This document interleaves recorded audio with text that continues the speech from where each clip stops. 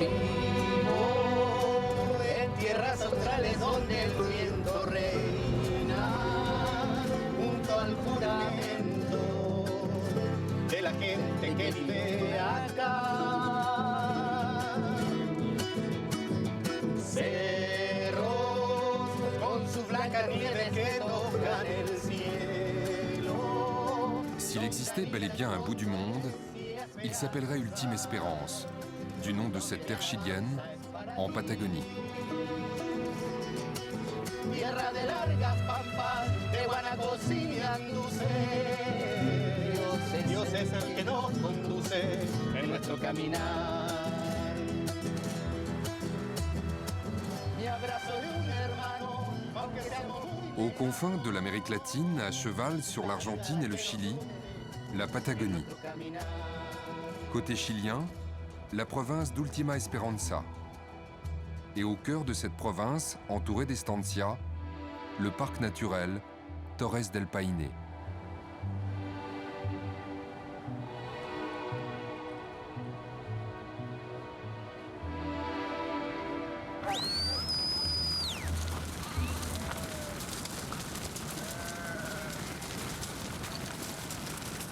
« 5000 moutons à l'assaut de leur pâturage d'été.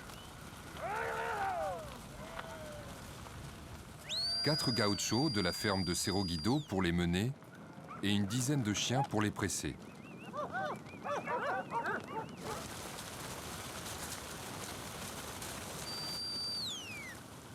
Direction la Sierra Baguales, la montagne des chevaux sauvages.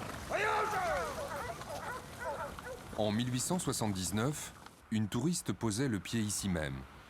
La première dont l'histoire a retenu le nom, Lady Florence Dixie. On lui demanda pourquoi diable elle voyageait si loin de tout. Précisément, répondit-elle, parce que c'est si loin de tout. La Patagonie déjà était le refuge ultime, l'endroit que l'on convoitait pour oublier le reste du monde. C'est énorme. Pascal est français. Il vit à Londres. C'est son premier jour de vacances en Patagonie. Je suis arrivé hier soir. C'est vrai que pour ma première sortie du matin, là, ça fait du bien. Quand on arrive là, de la ville, de la densité des immeubles, où on est plongé dedans dans la pollution et on arrive ici, c'est un choc, quoi.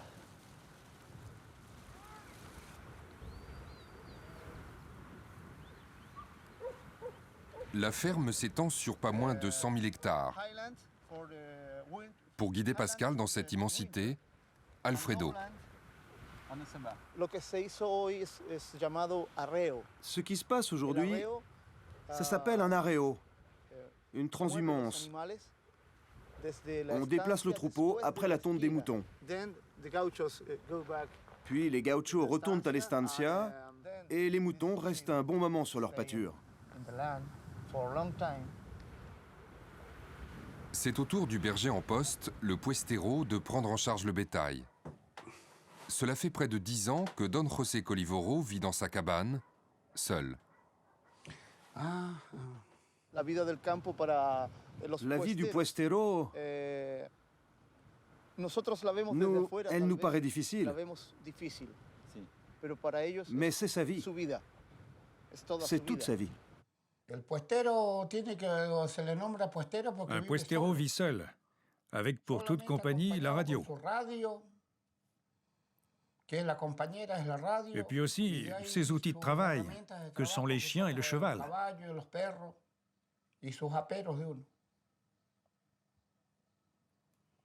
C'est ça la vie du puestero. Je me suis habitué à ce coin, j'aime ce poste.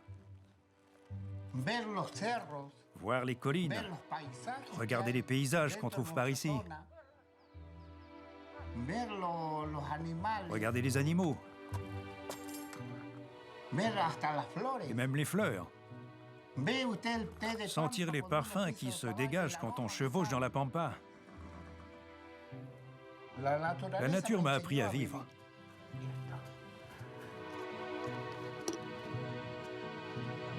Vivo en tierras australes donde el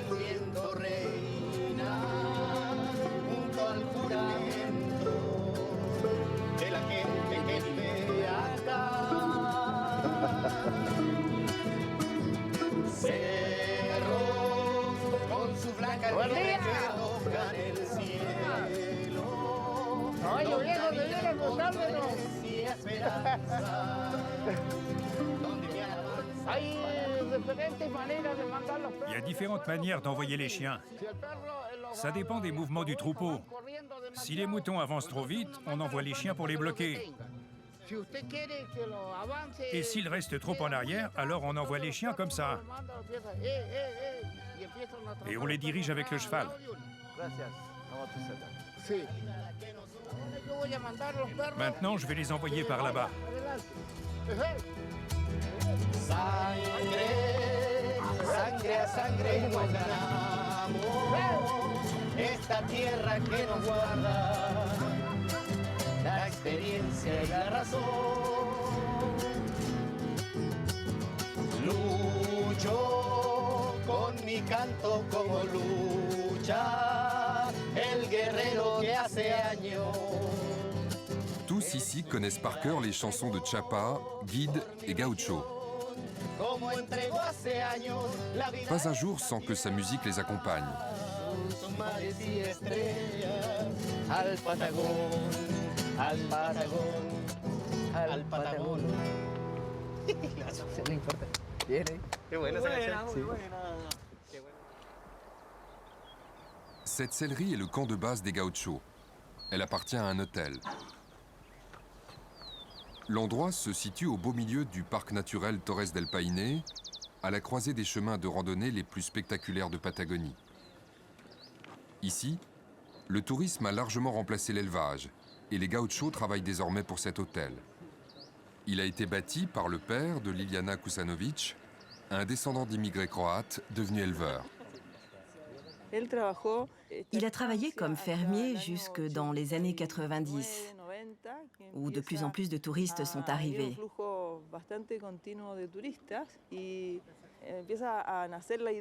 L'idée est venue de développer le tourisme. Mais nous sommes des fermiers dans l'âme, une famille d'éleveurs. C'est difficile de ne pas entretenir cet esprit d'éleveur. Avec les chevaux et les gauchos avec qui nous travaillons énormément, la ferme a continué à fonctionner. Pour nous, c'est complémentaire.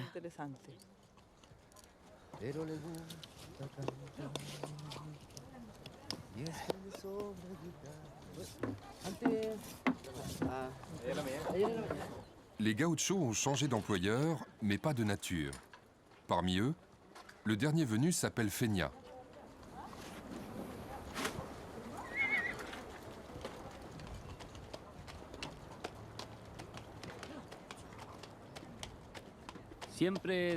Depuis toujours, je suis lié à la terre. Alors, au fur et à mesure que j'ai grandi, ce lien a grandi aussi. Depuis tout petit, à 4 ans, je me souviens, j'étais déjà sur un cheval. Ici, mon travail consiste à ravitailler les différents refuges des alentours. Celui des Cuernos, du Chileno, de Cerrón. Le travail commence le matin. Après avoir ramené le troupeau au corral, on prépare les chevaux. On arrime la cargaison sur les pilcheros, les chevaux de bas. Cette chanson, je l'ai écrite pour Micho. À cette époque, je travaillais au refuge du Chileno. Un jour, il y avait une tempête, une pluie torrentielle. Et lui, il venait avec combien de pilcheros? 6. Et il est arrivé au refuge en pleurant, parce que c'est très difficile d'arriver là-haut avec 6 pilcheros.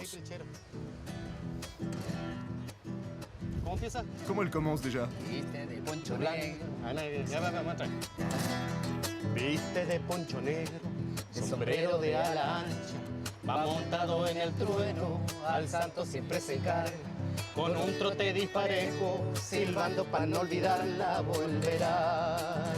volverás a cantar por las orillas. Chaque jour, sous la tempête ou le soleil, les pilcheros acheminent leur cargaison jusqu'au refuge du Chileno.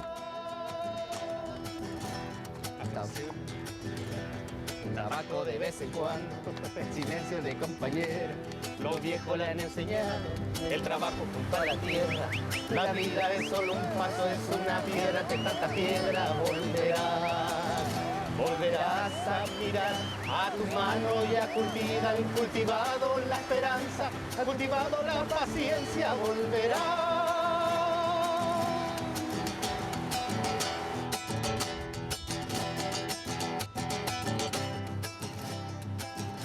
Le chemin s'enfonce dans la cordillère du Païné. Un massif abrupt, soulevé par le magma il y a des millions d'années, sculpté par les glaciers et zébré de torrents et de cascades.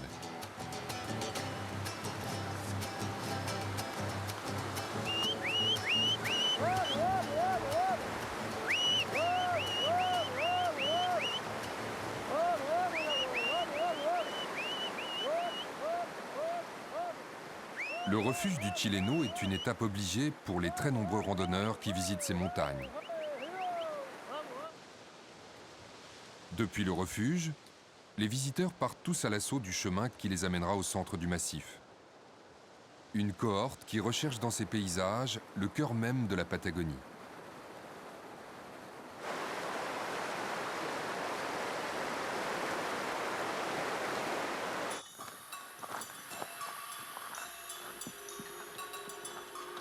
Deux heures après avoir quitté le refuge, les Torres, 3 pics de granit, l'icône de la région.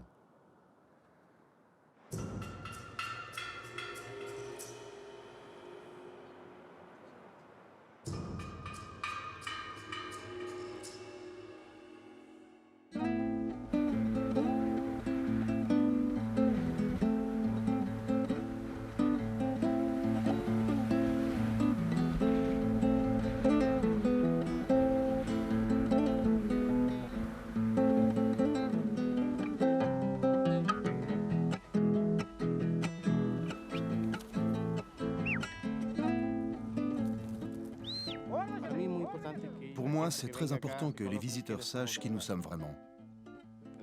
Les paysages sont très beaux, c'est vrai. Mais ce sont les gens qui font comprendre ce que ces paysages racontent. Et qu'est-ce qu'ils racontent? Ils parlent d'une force énorme, de grandes catastrophes naturelles, des déformations de la Terre. Et en même temps, ils parlent d'une immense tranquillité, des étendues vertes, des bois magnifiques.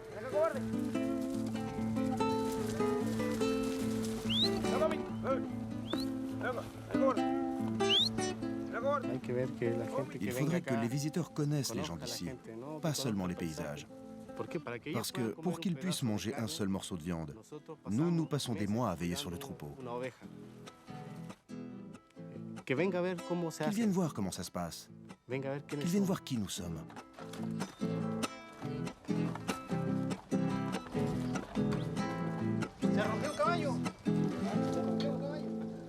Dans le parc entièrement tourné vers le tourisme, ils ne sont que quelques-uns à perpétuer le mode de vie des cavaliers de Patagonie.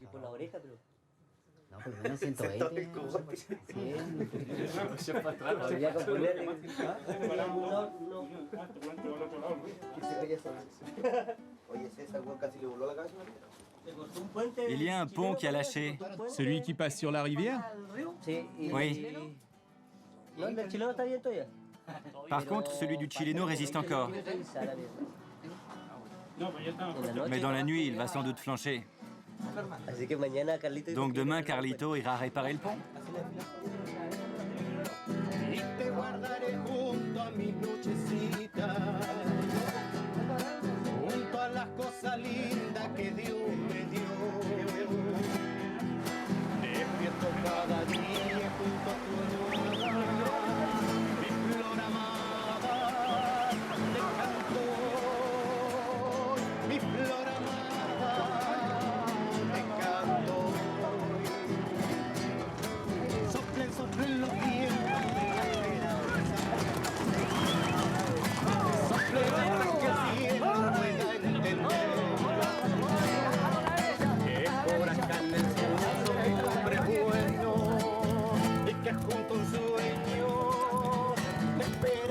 Ces chevaux sont frais.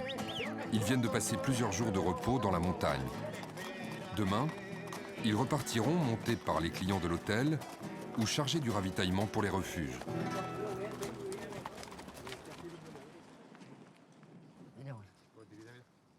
Mais en rabattant les chevaux, les gauchos ont eu une mauvaise surprise.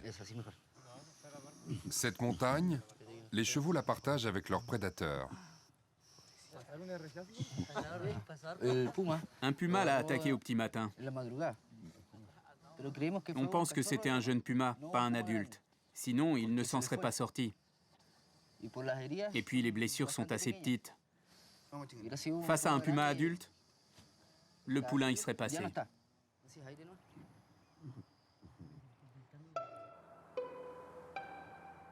Les pumas sont protégés par la loi et honnis par les fermiers dont les terres entourent le parc naturel.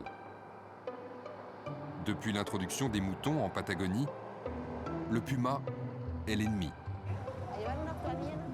Karen et Susana sont vétérinaires. Elles ont entrepris d'étudier scientifiquement ce conflit. Une tâche gigantesque dans cette région de pampa et de montagne qu'elles sillonnent tous les jours à la recherche d'indices. Les gens d'ici disent qu'il y a un grand problème de prédation. Regarde le relief. Il y a des lieux où les pumas peuvent se cacher. Dans ces rochers là-haut, élever leurs petits et descendre pour se nourrir.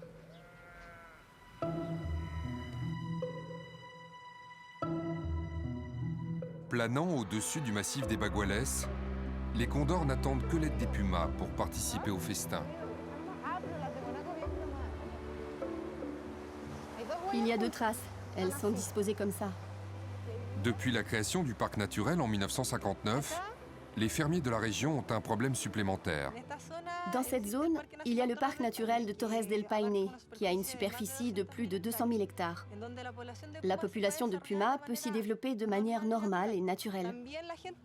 Les gens des fermes voient le parc comme un lieu de reproduction, d'où sortent les pumas au surnombre, comme par exemple les jeunes qui cherchent de nouveaux territoires et qui, d'après les fermiers, sont responsables des pertes de moutons.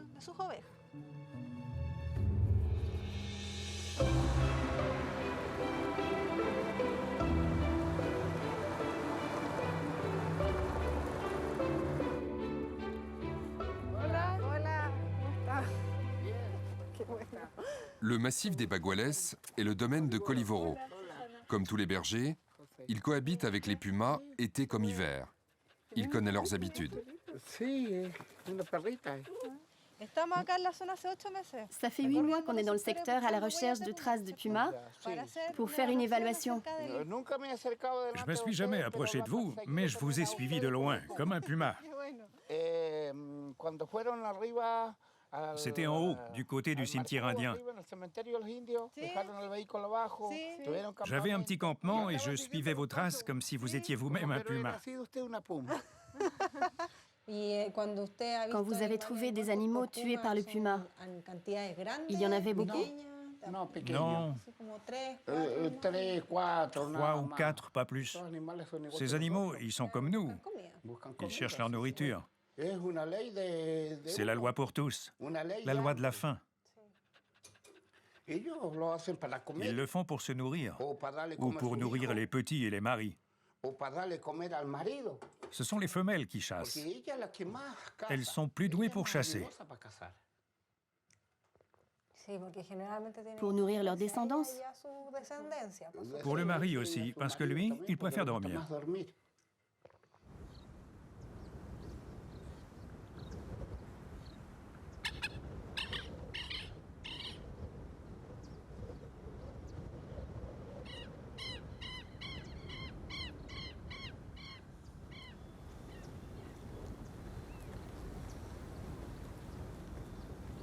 Une antique légende indienne raconte que la terre-mère prit les traits d'un animal, un guanaco, pour exhorter les hommes à ne pas prélever sur la nature plus que le nécessaire.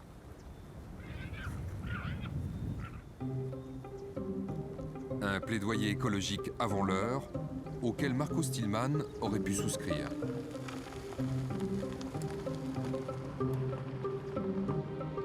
Marcos a quitté la région d'Hanovre en Allemagne il y a 2 semaines. Depuis, il brave les vents de la Terre de Feu et de Patagonie au cours d'une lente remontée vers le nord. Plus qu'une visite touristique, une immersion.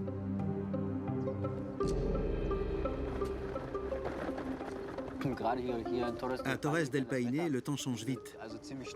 Les gens disent qu'ici, on peut traverser plusieurs saisons en une seule journée. Et c'est vrai, ici j'ai déjà eu de la neige, du soleil, des trompes de pluie, de la grêle, et ainsi de suite. Et ça chaque jour. Parfois avec beaucoup de vent, parfois avec moins de vent. Et bien sûr, ça rend le vélo un peu difficile. Mais on peut être certain que le temps change toutes les 10 minutes. Donc, quand il commence à pleuvoir, on s'abrite quelque part où on se fait petit et on sait que ça finira par passer.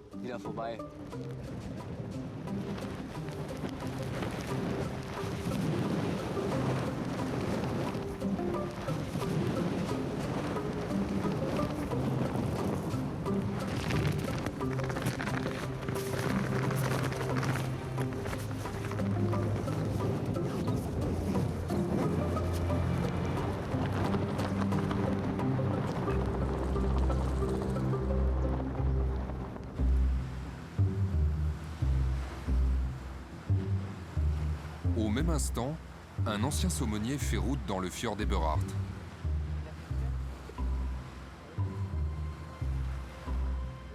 Ces passagers sont arrivés dans la région comme touristes. Et ils n'en sont pas repartis. Ils se sont établis ici comme guides ou cuisiniers et profitent des week-ends pour visiter la terre qui a changé leur vie. Le capitaine du bateau lui-même est le descendant de l'un des premiers immigrants venus d'Europe. Un marin allemand devenu explorateur au contact de la Patagonie. Mon arrière-grand-père fut le premier à arriver dans la région et à en prendre possession au nom du gouvernement chilien en 1892. C'est ainsi que l'arrière-petit-fils de l'explorateur, Hermann Eberhard, navigue aujourd'hui dans un fjord qui porte son nom.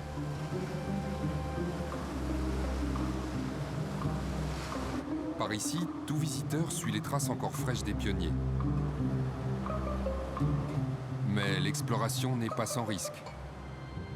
Le vieux saumonier est à bout de souffle. Il prend l'eau.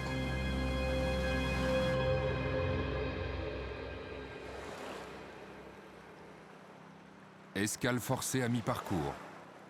Un contretemps que Rodrigo, l'organisateur du voyage, prend avec philosophie.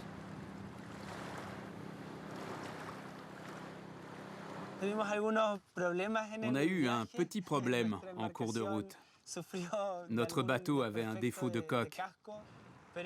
Mais c'est l'essence du voyage. Savoir qu'on ne fait pas toujours ce qu'on veut et que parfois on fait ce qu'on peut.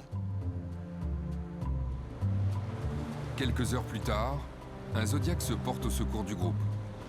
Pour Rodrigo et ses clients, l'aventure peut continuer.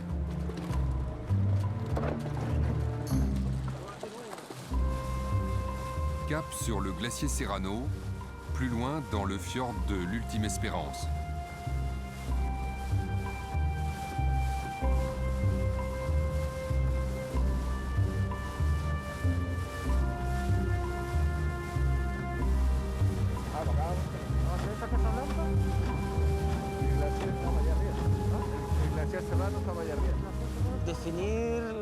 Définir l'esprit ou l'essence de la Patagonie, c'est très difficile. Ma définition personnelle se rapporterait au fait de découvrir des endroits, de se sentir unique quelque part. Je crois que l'esprit, c'est ça. C'est la découverte ou la redécouverte du monde. Et c'est ce qu'on fait ici, en fait. À chaque pas, on redécouvre des lieux. Ce sont des sites qui sont si peu connus, si peu visités, qu'on a le sentiment de retracer une nouvelle carte de chaque endroit que l'on visite.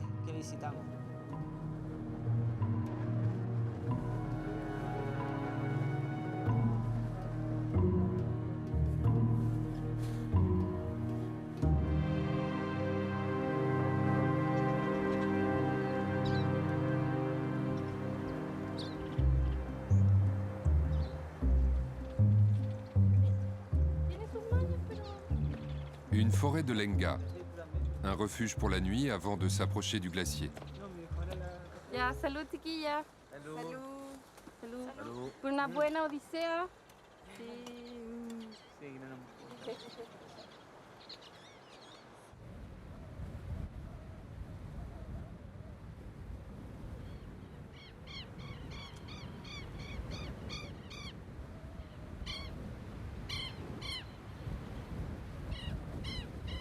En Patagonie, les hommes ont bien semé des clôtures et tracé quelques routes.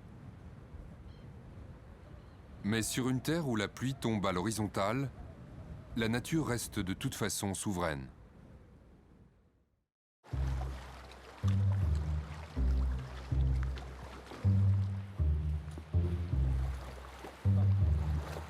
Après une courte nuit, le petit groupe s'avance avec précaution vers le géant.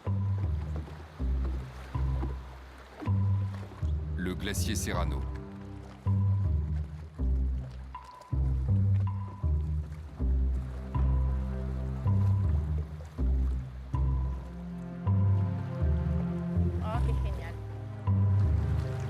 Pour Raquel, michilienne mi-néerlandaise, c'est l'épilogue d'un voyage intime.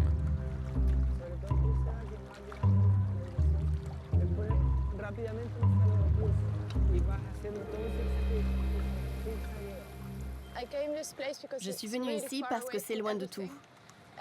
On fait vraiment l'expérience vivante des lieux. Ce n'est pas juste comme regarder une image. On se sent pleinement intégré à l'environnement. Ici, je me sens vraiment vivante.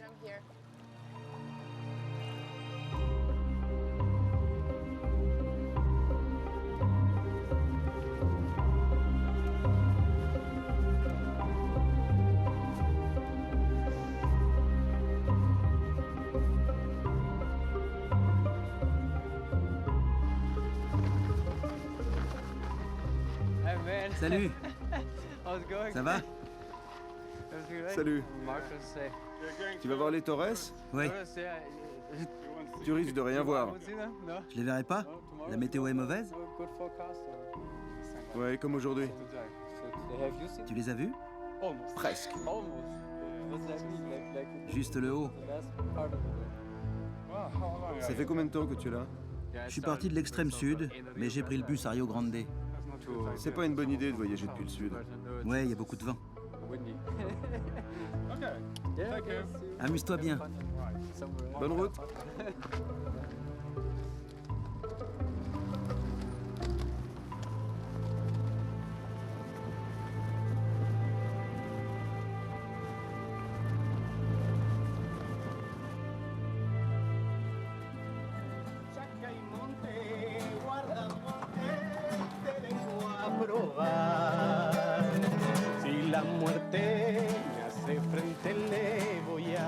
Après 6 heures de piste et de lutte contre le vent, Marcos arrive enfin à l'étape du jour.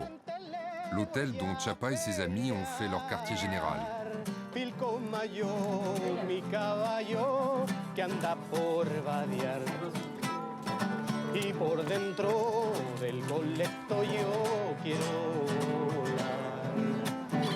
Dame aloja, Lucio Roja, me quiero alegrar.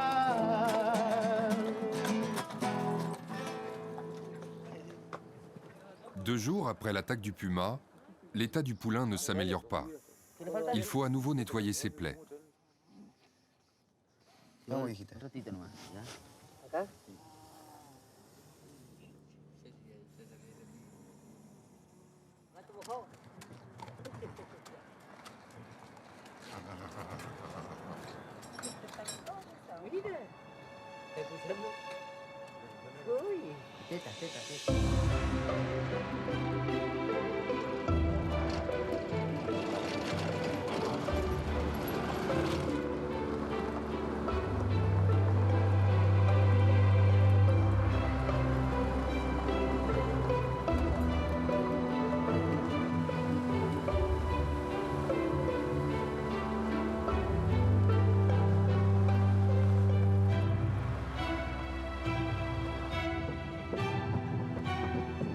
Aller voir sillonner la région à la recherche des traces de pumas, les gens d'ici ont fini par surnommer Karen et Susanna les pumologues.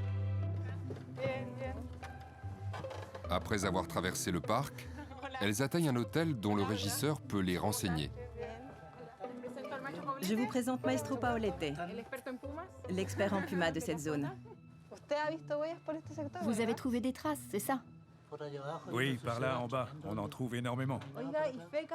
Et des déjections aussi. Vous en avez vu? Oui, en bas, près de la 11.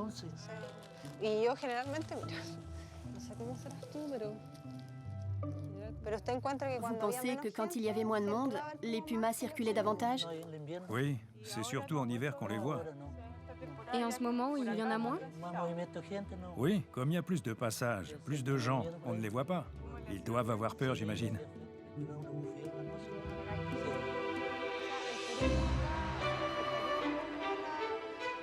Des yourtes en Patagonie. Une façon inédite de plonger les visiteurs dans le décor.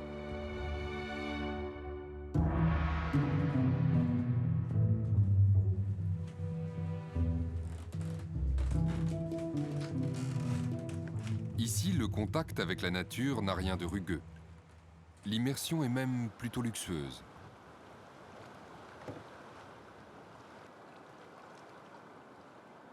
Géré par Marcia et Francisco, l'hôtel a été conçu dans cette idée. Ce n'est pas un grand édifice comme le sont les autres hôtels. Au contraire, en se fondant dans la forêt à chaque fois qu'ils entrent ou qu'ils sortent, nos clients sont en contact avec la nature. Ils sont entourés de lengas, au milieu des oiseaux, de la flore et de la faune de Patagonie. C'est l'expérience qu'on veut partager avec eux, qu'ils se sentent intégrés dans la nature et dans la forêt. Passerelles surélevées, matériaux naturels, retraitement de l'eau, l'hôtel se veut respectueux de l'environnement. Mais aux yeux de ses gérants, il pourrait être plus écologique. Nous voulons aller plus loin. Il ne faut pas croire qu'on en a fait assez. Pour être ici, en Patagonie, au milieu de la forêt, je crois que nous devons tous faire un effort plus important pour préserver cet endroit qui est unique. La plupart des hôtels de la région rencontrent le même problème, la production d'énergie propre. Le vent et le soleil de Patagonie sont trop capricieux pour fournir fidèlement de l'électricité. L'eau, en revanche, ne manque jamais. Voilà l'endroit où on pourrait faire l'étude pour installer la turbine. Je ne sais pas si tu vois la pente. C'est le cours d'eau qui relie la Laguna Bonita au lago Toro. On pourrait faire une petite retenue ici pour avoir un peu plus de courant. Bon, ça c'est l'un des endroits. Et il y en a un autre un peu plus bas. L'eau court comme ça? Jusqu'au lago Toro? Oui.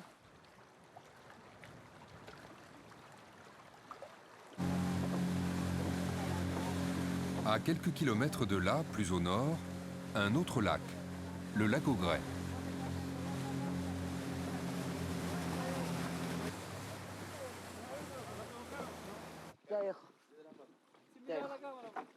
Mickey, Eduardo, Jorge et Pancho sont guides, spécialistes des glaciers.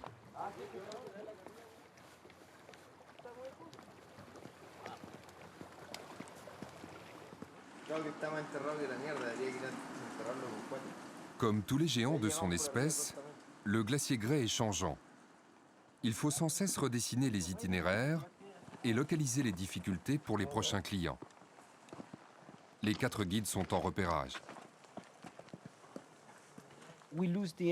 On a perdu l'entrée. Avant, on avait une super bonne entrée, bien plate. Mais en quelques mois, le glacier a perdu 200 mètres de l'autre côté. Alors on a perdu l'entrée, et c'est pour ça qu'on en cherche une autre. Mais je crois qu'on va y arriver.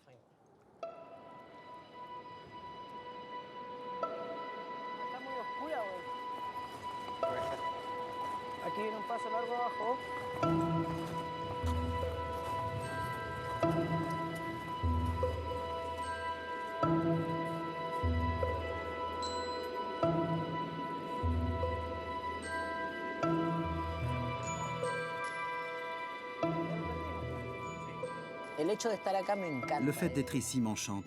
Pour moi, c'est incroyable. C'est un endroit magique dont je ne me lasse jamais. Le fait que tout change constamment, les couleurs, les sons. Et ce qui me plaît beaucoup, c'est de pouvoir faire connaître ça aux gens.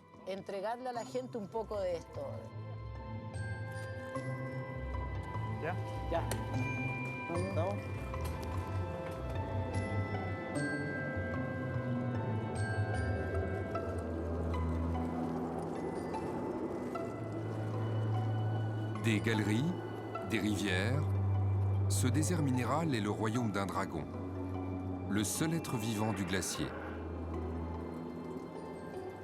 Une mouche sans ailes, appelée le dragon de Patagonie.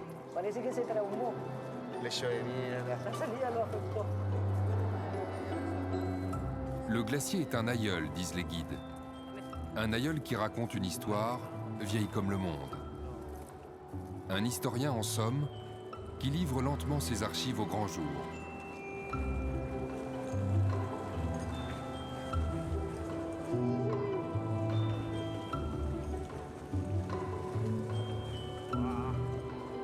Aujourd'hui, pourtant, l'aïeul est fragile.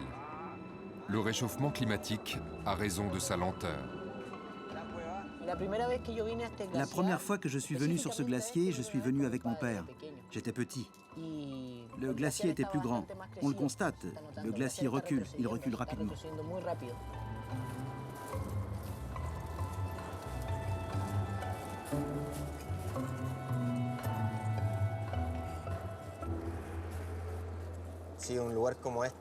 Oui, cet endroit est très vulnérable à l'activité humaine. Et généralement, les gens qui viennent ici, ils s'attendent à voir un morceau de glace se détacher. Et il est vrai que c'est amusant. Un bloc énorme, ça provoque de grandes gerbes d'eau. Mais dans un sens, ça n'est pas si joyeux. Parce que c'est le glacier qui s'écoule. En quelque sorte, il fond en emportant ses secrets et tout devient eau.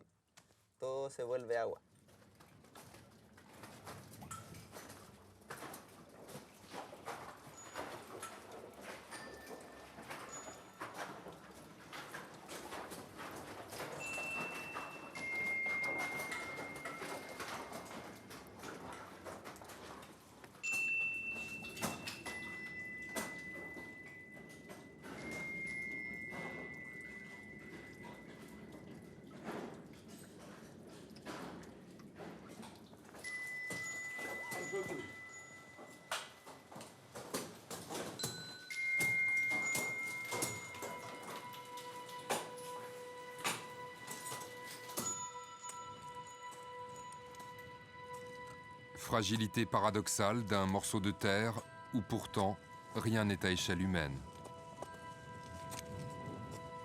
En Patagonie, le visiteur fait l'expérience de son humilité. Ici, en Patagonie, la terre-mère est si rude et si crue qu'elle se fait respecter par elle-même. Un jour, tu peux être en train de contempler les Torres par une belle journée tranquille et soudain, il te tombe sur la tête une pluie, une grêle terrible. Et qui que tu sois, d'où que tu viennes, quelle que soit ton origine ou ta culture, elle te frappe. Tu ne peux pas t'y soustraire. Ça, c'est le genre de respect que tu dois à ce petit morceau de terre. Moi, je pourrais le comparer à une sorte de créature qui, avec toute sa force, te dirait « Regarde comme je suis belle !» et en même temps « Va-t'en, prends garde !»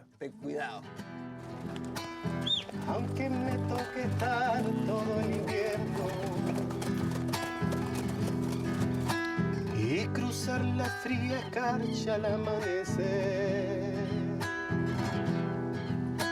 ver cómo se alejan mis pensamientos y con los mis canciones, mi Mes chansons, ma musique parlent de la vie, du froid, de l'amour, du vent, de la mer, de la nature en général, et de comment se développe la personne face à ça, ses désirs.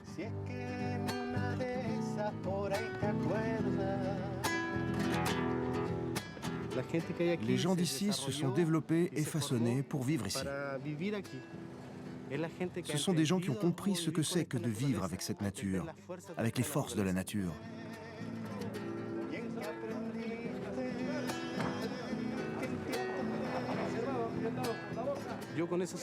Moi, ça me suffit pour être heureux. Je n'ai aucun besoin d'aller ailleurs pour trouver ce que j'ai déjà trouvé. Voilà, je suis d'ici.